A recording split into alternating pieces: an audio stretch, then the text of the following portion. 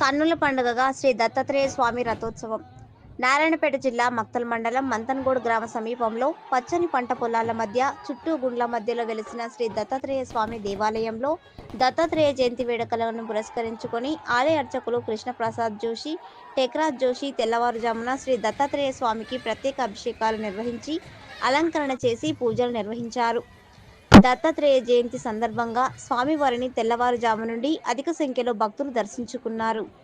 సాయంత్రం 6 గంటల ప్రాంతంలో శ్రీ దత్తాత్రేయ స్వామి ఉత్సవమూర్తిని పల్లకిలో మేళతాళాల మధ్య భక్తుల శ్రీ దత్త నామస్మరణలతో రథోత్సవం చుట్టూ ప్రదర్శన నిర్వహించి రథంపై ఉత్సవమూర్తిని ఉంచి అర్చకులు మహామంగళారతి ఇచ్చారు.